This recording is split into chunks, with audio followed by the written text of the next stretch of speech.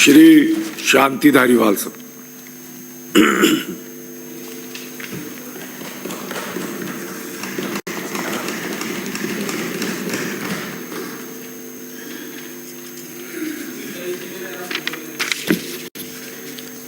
सभापति महोदय,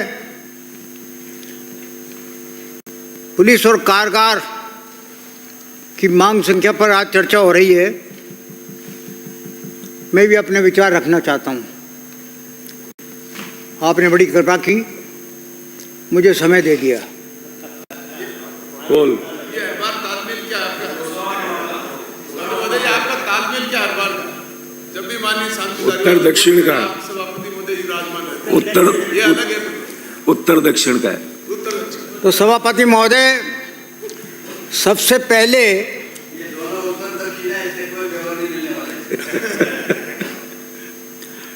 पहले तो हमें जनता को ये विश्वास दिलाना होगा कि हम सामूहिक रूप से अपराध को और अपराधी को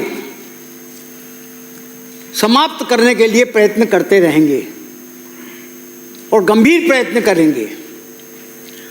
पुलिस का इकबाल किस प्रकार से कायम हो सकता है, ये सरकार में बैठे हुए लोगों के ऊपर निर्भर करता है कि उनकी नीयत क्या है, वो क्या चाहते हैं और वो किस तरीके का काम अपने अफसरों से करवाना चाहते हैं। पिछले एक साल में 221 घटनाएं प्रदेश के विभिन्न अलग अलग जगहों पर वो हुई हैं जिसमें कि पुलिस की पिटाई हुई है। ये छोटी पिटाई की बात नहीं कर रहा हूँ मैं, बड़ी पिटाइयों की जिनको कि अखबार ने अपनी बड़ी जगह दी है। वो ऐसी घटनाएं 221 हो चुकी राजस्थान में एक ही साल के अंदर अंदर। क्योंकि इसी के साथ क्योंकि पुलिस को स्ट्रेंथ करने का काम जब तक सरकार द्वारा नहीं किया जाएगा तब तक इस प्रकार की घटनाएं लगातार होती रहेंगी। सरकार ने पिछले बजट में 10,562 करोड़ रुपया का प्रावधान किया पुलिस के लिए और इस बार 500 करोड़ रुपए घटा दिए। 10,094 करोड़ रुपए दिए। सीधे 500 करोड़ रुपया कम कर दिए। 95% पैसा तो आपका सिर्फ तनख्वाहों में जाता है, भत्तों में जाता है, रह गए 5%। अब 5% से आप किस प्रकार से पुलिस को मजबूत कर सकते हो? तो ये नीयत बताती है कि सरकार की नीयत में ही खोट है। सरकार नहीं चाहती कि पुलिस मजबूत हो और पुलिस का इकबाल कायम हो। धीरे धीरे जो सभ्यता का विकास होता गया, कोई सा ही कालखंड रहा हो, अपराध और अपराधी हमेशा समाज से जुड़े हुए रहते हैं। हमेशा कोई भी सरकार, चाहे आपकी बने चाहे हमारी बने, चुनाव के पहले बड़ी बातें किया करते हैं, बड़ी बातें करते हैं सभी लोग। करना पड़ता है, जनता वही सुनना चाहती है। लेकिन सरकार में बैठने के बाद हो क्या जाता है?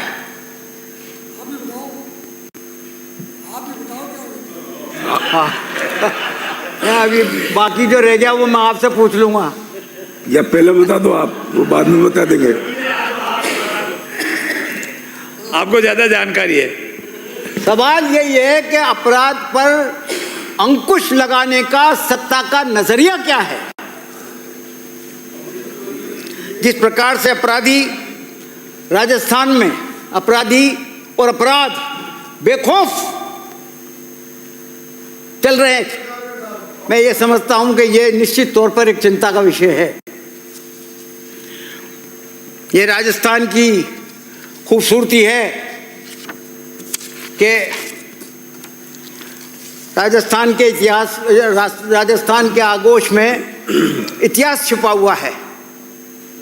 यहाँ की धरोहर, यहाँ की विरासत देखने के लिए विदेशों से जो पर्यटक आते हैं हिंदुस्तान, उसमें से कम भी 4 या 5 में से एक आदमी जरूर जयपुर राजस्थान आता है। लेकिन उनके मन में डर है,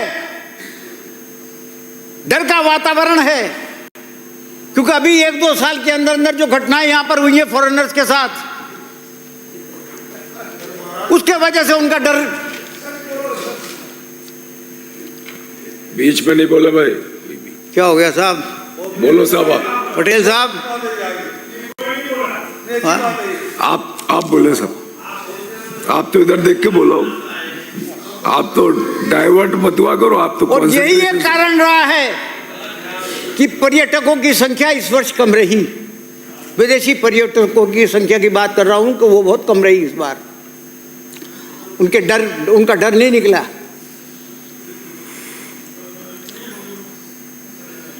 टेलीग्राफ एक्ट बना हुआ है, वो टेलीग्राफ एक्ट की क्या धज्जियां उड़ाई हैं आप लोगों ने। आप और या आपके पीछे वाले हो, कोई हो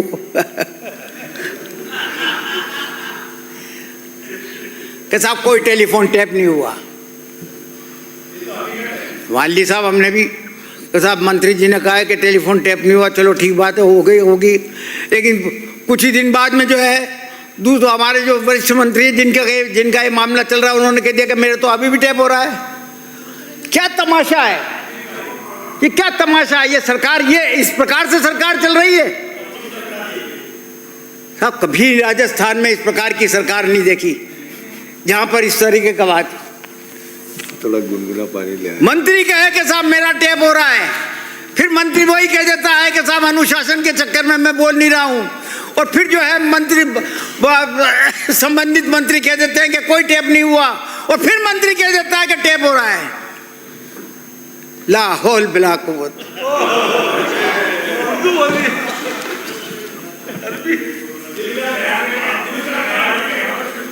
इसका मतलब होता है, बोला ना आप पे नाना, तो इसका मतलब सर, सभी चाहते हैं कि प्रदेश में शांति रहे, सांप्रदायिक सौहार्द रहे, वातावरण ठीक रहे। लेकिन ताज्जुब की बात है, ये देखने को मिला कि जितनी भी घटनाएं सार्वजनिक ये सांप्रदायिक घटनाएं हुई, कुछ नहीं हुआ उसमें, सिर्फ एक में चालान पेश हुआ है, सिर्फ एक में चालान पेश हुआ है। अरे करो, चाहे ये हो चाहे वो हो, जिसने गलती की है उसके खिलाफ चालान पेश करने में दिक्कत क्या है।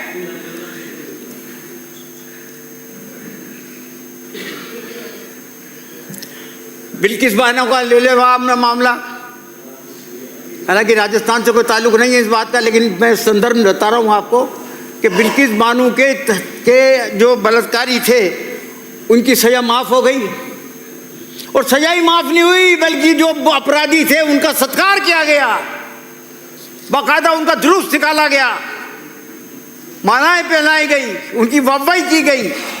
राजस्थान बनारस हिंदू यूनिवर्सिटी में लड़की का जो दुष्कर्म, उसके साथ जो दुष्कर्म हुआ, उसका आज तक कुछ भी नहीं हो पाया। राम रहीम को कितनी बड़ी लंबी पैरोल दे दी गई, कितनी बार दे दी गई, 10 बार राम रहीम को पैरोल दे दी गई। आखिर इन चीजों का संदेश क्या जाता है जनता में, अपराधियों में क्या जाता है? अपराधी समझता है कि कोई बात नहीं है, कुछ बिल्कुस बानों का भी कुछ नहीं हुआ, बनारस हिंदू यूनिवर्सिटी की लड़की का भी कुछ नहीं हुआ, राम रहीम का भी कुछ नहीं हुआ, मजे कर रहा है आराम से।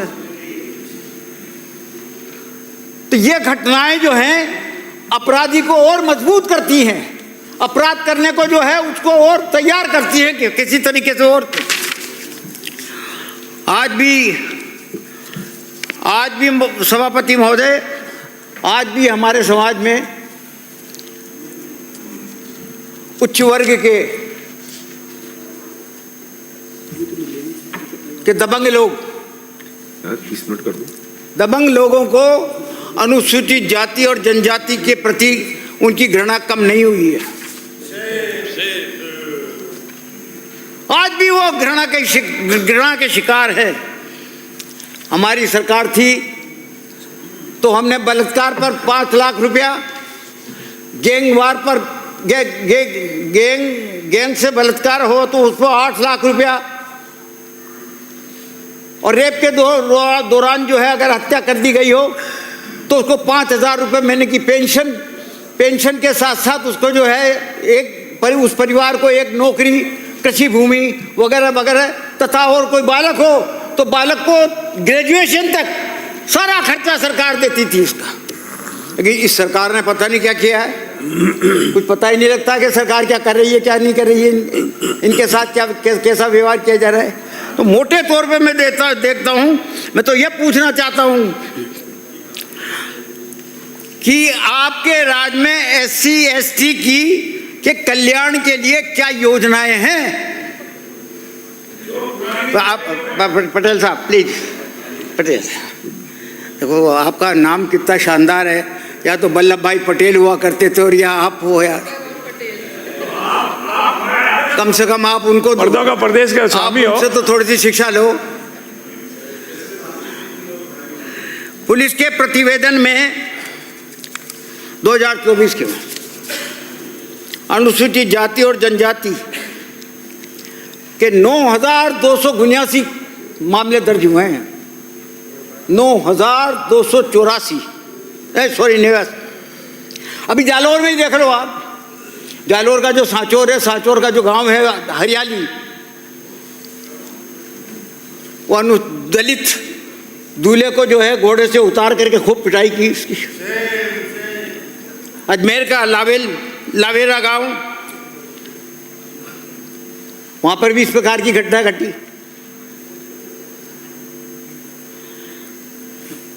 मुझे अच्छी तरह से याद है कि कैलाश मेघवाल साहब होम मिनिस्टर हुआ करते थे और रामगंज मंडी के एक गांव का नाम मैं भूल रहा हूँ, 95 या 96 की बात है, जब एक दूल्हे को जो है वो घोड़ी से उतार दिया गया था और उतार करके उसकी वैसी पिटाई की गई थी जैसे हरियाली गांव में हुई। तो संवेदनशीलता देखिए आप, कैलाश मेघवाल साहब हेलीकॉप्टर लेकर के उस गांव में पहुंचे और पहुंच करके तुरंत कार्रवाइयां करी। लेकिन आज तो अखबार में आता है कि ऐसी घटनाएं हुई तो उसको कोई नोटिस ही नहीं लेते।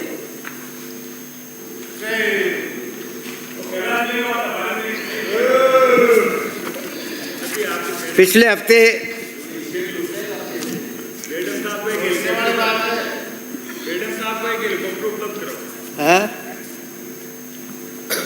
भाई बैठे बैठे ना तो इधर से बोल रहे यार, ये डिस्टर्ब करते करते तो इन्होंने पता नहीं क्या कहलवा दिया था एक बार मुझे।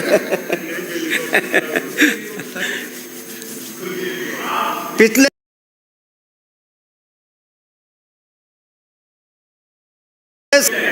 हत्या के 1,859 मामले दर्ज हुए, यानी कि हर महीने 150 व्यक्तियों की हत्या हो रही है। अपहरण के 11,321 मामले दर्ज हुए, यानी कि एक साल में और एक साल में 124 डकैतियां बढ़ गई, यानी हर महीने 10 डकैतियां पड़ रही हैं। ये तो क्राइम का हाल है। और चोरी की बात करूं तो चोरी ने तो सारे रिकॉर्ड ही तोड़ दिए। 120 घटनाएं पूरे राजस्थान में रोज हो रही हैं चोरी की, 120 प्रतिदिन, और प्रतिदिन 20 नौनिहाल बच्चों को फरोती मांगने के चक्कर में उनको अपहरण कर लिया जाता है, रोज 20। ये अच्छी तमाशा है साहब ये आपकी सरकार का। न तो मुख्यमंत्री जी आते और ये 2-2 बना दिया आपने डिप्टी साहब, ये डिप्टी साहब भी नहीं आते। वित्त मंत्री जी ने कभी कभी निगाह इधर भी इनायत कर दिया करो। नहीं, आप तो आप ही हो, आप उनकी जगह नहीं ले पाओगे। आप तो मेरी तरफ ही रहना तो साहब विनायक। न वो क्वालिटीज है आप में, न वो क्वालिटीज है आप में जो आप मैडम तो- डिप्टी चीफ में है, आप तो इधर और न वो इनायत रखो क्वालिटी है साहब। जो कि मैडम ये प्रेमचंद जी बैरवा साहब में है, इसलिए आप वहीं जमे रहो।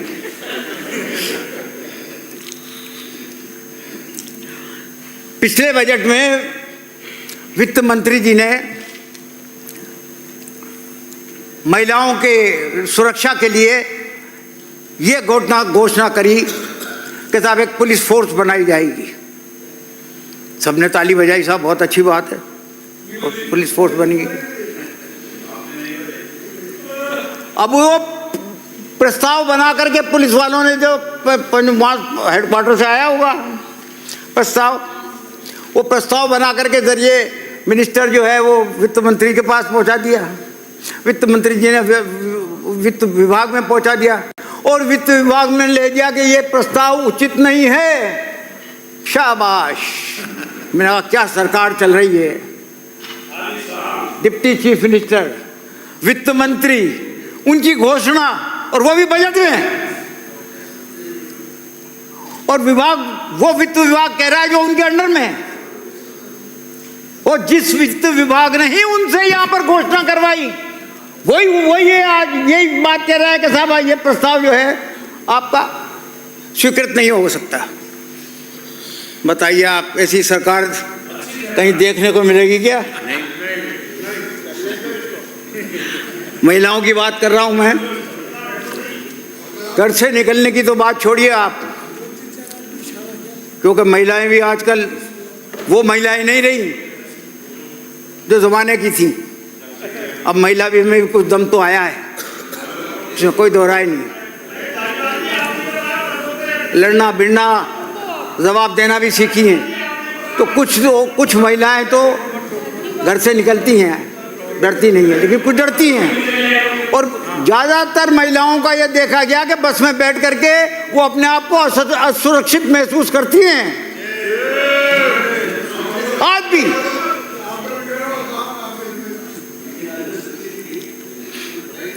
राज्य सरकार ने स्वयं स्वीकार किया है कि 700 केसेस के सैंपल डीएनए जांच के लिए आते हैं, और जांच कहाँ होती है? इन 700 सैंपलों को आने के लिए कम से कम भी 20 परीक्षण यूनिट जो है चाहिए, कम से कम 20 हैं। कितनी? 2 जिन पे काम हो रहा है, बाकी 7 तो बंद पड़ी हुई हैं, चाहे वो कोटा की हो, उदयपुर की हो, भरतपुर की हो, भीलवाड़ा की हो, बीकानेर की हो। और इस साल तो राज्य विधि विज्ञान की रिपोर्ट भी विधानसभा में नहीं आई, पेश नहीं हुई है रिपोर्ट। क्या मजाक है बताओ आप, क्या हल्के में ले रहे हैं इस असेंबली को? किस स्तर की असेंबली थी और किस स्तर की देखने को मिल रही है इन्हीं आंखों से।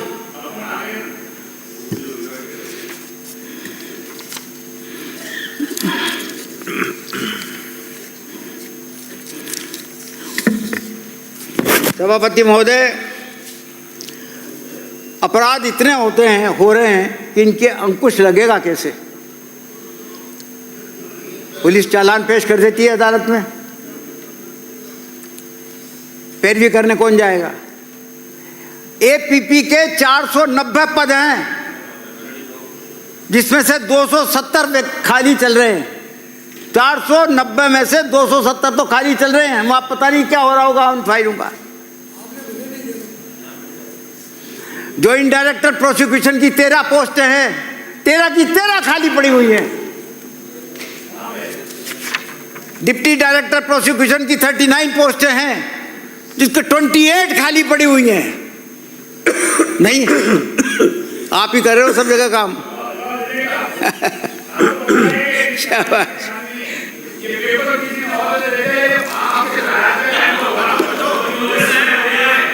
सभापति महोदय, पुलिस को स्ट्रेंथ करना पड़ेगा।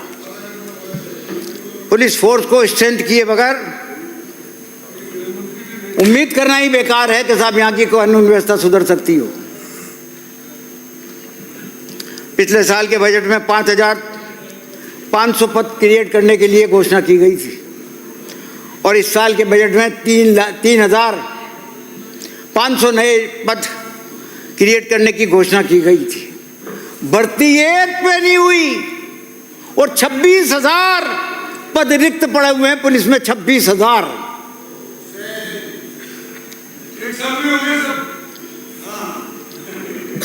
आपका नंबर ले लेते हैं पुलिस में भर्ती में। आप फिट हो, आप गृह मंत्री रहे हो, आप बिल्कुल असत्य बोलते जा रहे हो। आपकी जिम्मेदारी कितनी थी? कितने बलात्कार हो रहे थे उस समय? आप कह रहे थे कि मर्दों का प्रदेश है। क्या आप पूरा राजस्थान शर्मसार हो क्या? बैठ जाए, थक जाओगे। कुछ बनाओ इनको। अवैध हथियारों की तस्करी, आप भी डिस्टर्ब कर रहे हो उनको। 173 एक साल में 173 AK-47 और AK-56 वो पकड़ी गई हैं।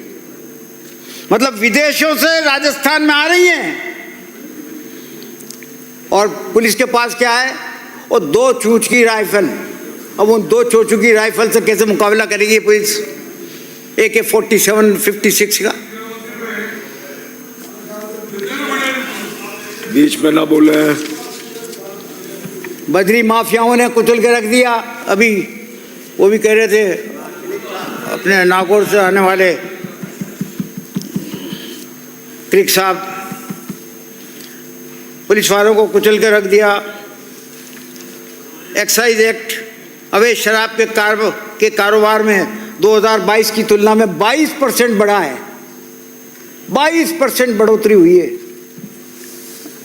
अवैध शराब का मामले में। और आर्म्स एक्ट इनके 145 में और आर्म्स एक्ट के मामले में 40% की बढ़ाई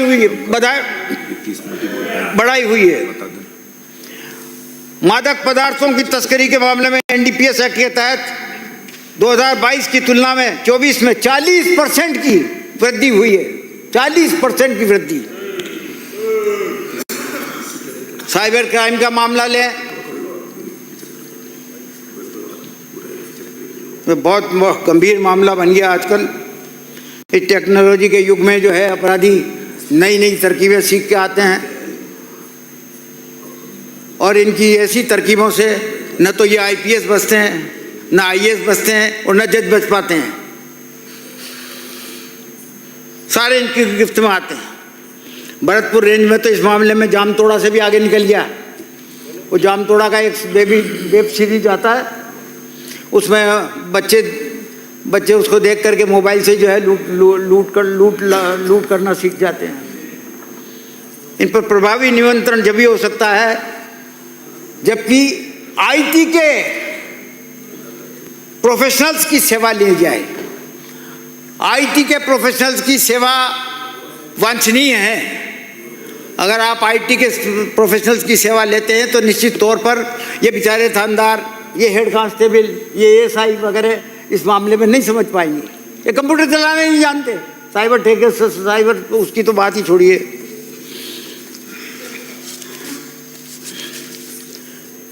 वो क्लिक साहब, आप अपने भाषण में कह रहे थे, मैं सुन रहा था कि साहब वो क्वार्टर एक भी नहीं है पुलिस वालों के लिए। अब ये हाल सुन लो आप इनकी। प्रशासनिक भवनों के निर्माण के लिए 15 करोड़ रुपए दिए, एक पैसा उस पर खर्च नहीं किया। आवासीय भवनों के निर्माण के लिए 144 करोड़ रुपए दिए गए, सिर्फ 40 करोड़ रुपया खर्च हुआ। प्रशासनिक भवनों की मरम्मत के लिए 35 करोड़ रुपया दिया गया, सिर्फ 1.25 करोड़ रुपया खर्च किया गया। और आवासीय भवनों की मरम्मत में 35 करोड़ रुपए दिए, जिसमें से सिर्फ 68 लाख रुपया खर्च किया गया है। ये हाल है उन लोगों का। अगर वो सुविधाएं उनको नहीं दोगे तो किस तरीके से वो काम कर पाएंगे? थानों में कंप्यूटर तो लगा दिए, लेकिन ठेके पे काम चल रहा है सब। न तो थानेदार जी जानते हैं और न कोई उनके नीचे का कोई और जानता है।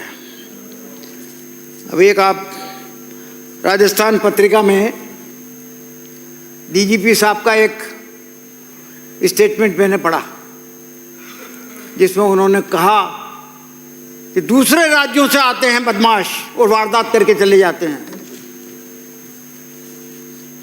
और कई बदमाश तो यहां टिके रहते हैं दूसरे राज्यों के। तो भाई यहां की पुलिस क्या कर रही है? इसका मतलब ये हुआ कि यहां के जो बदमाश हैं उन पे तो ध्यान ही नहीं जाता, ध्यान सारा उधर ही जा रहा है। मैं आपका ध्यान दिलाऊं, वो उसमें करेक्शन, राजस्थान पत्रिका ने दूसरे दिन करेक्शन निकाल दिया था। किनको? डीजी साहब को निकाल दिया? निकाल दिया था अपने अखबार में कि मेरी गलत खबर थी। मैं मुख्यमंत्री जी से पूछना चाहता हूं कि मुख्यमंत्री जी ये व्यवस्था किस प्रकार से सुधरेगी? आपका प्लान क्या है ये बताइए। जनता पूछना चाहती है कि कानून व्यवस्था यहाँ पर ये सरकार किस प्रकार से सुधारेगी, करना क्या चाहती है, नियत क्या है? 10 अक्टूबर 24 को मुख्यमंत्री जी ने एक बैठक ली और हिदायत दी उसमें कि अपराधियों, या तो तुम अपराध करना छोड़ दो और या ये राजस्थान छोड़ दो। और हुआ उसके बिल्कुल ही उल्टा। अपराधी तो गए नहीं, अलबत्ता दूसरे राज्यों के अपराधी और यहां आकर के वारदात को अंजाम देते रहे और बढ़ गया। मुख्यमंत्री जी ने यह भी कहा कि जेल में मोबाइल फोन की घटना की पुनरावृत्ति ना हो, जेल में मोबाइल फोन की पुनरावृत्ति ना हो, यह मुख्यमंत्री जी ने आदेश दिया। और इसका इतना जोरदार असर हुआ सभापति महोदय, इतना जोरदार इसका असर हुआ कि मुख्यमंत्री जी को ही जेल से तड़ी मिल गई 2 बार, एक नहीं 2 बार। बहुत अच्छे।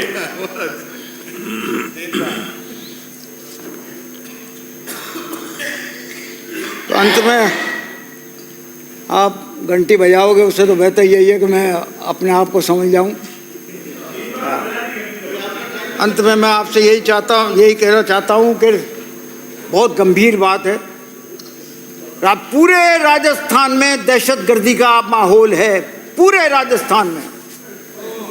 हर व्यक्ति ये कहता है, इस प्रदेश का हर एक नागरिक कहता है कि बहन बेटियां सुरक्षित नहीं हैं, बच्चे सुरक्षित नहीं हैं, हम सुरक्षित नहीं हैं। ये भय कैसे निकलेगा उनके मन में से? जो विदेशी पर्यटक आते हैं, जिनकी बहुत बड़ी संख्या जो है इस बार गिर गई, उनके मन में से कैसे ये भय निकलेगा? इस बात को बहुत गंभीरता से लेना चाहिए। और पुलिस का इकबाल किस प्रकार से कायम रह सकता है?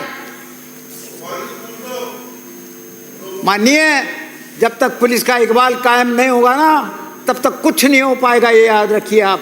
राजनीतिक संरक्षण देना बंद करो। ये अपराधियों को संरक्षण देते हैं। अपराधियों को संरक्षण जब तक सत्ता पक्ष से मिलता रहेगा, यहाँ की कानून व्यवस्था दिन पे दिन बिगड़ती जाएगी। स्टेटमेंट के बाद बलात्कारी घटना बढ़ी है, मुर्दों को प्रोटेस्ट की थी। भारतीय जनता पार्टी तो जानी इसीलिए जाती है। वो मोटरसाइकिल पे बगैर हेलमेट के जाता है, पकड़ा जाता है, कांस्टेबल रोक लेता है, कहता है चालान बनाऊंगा। उन्होंने कहा ठहर जा, ले तेरे बाप से बात कर, ले तेरे बाप से बात कर। और भाई बीजेपी के नेता बोलते हैं अरे भाई ये हमारा आदमी जा। मेरा ऐसा निवेदन है सर, ये बाप का शब्द अभी दादी का बाप शब्द निकाल दइए। इसको गलती से बोल गया, बुजुर्ग आदमी है, ध्यान नहीं पड़ता है। शब्दों का चयन आप कृपया नहीं बोले, बीच में नहीं बोले। मेरा अधिकार है, मुझे अध्यक्ष को कहने का अधिकार है। आप जोड़ी साहब को समझा दो। नहीं उनको समझाओ पहले। बराजा साहब वो ठीक है, अपने ये उच्च करे बात। तो सभापति महोदय, मैं समझता हूँ आप ध्यान रखोगे मेरी बात का। श्री ललित मीना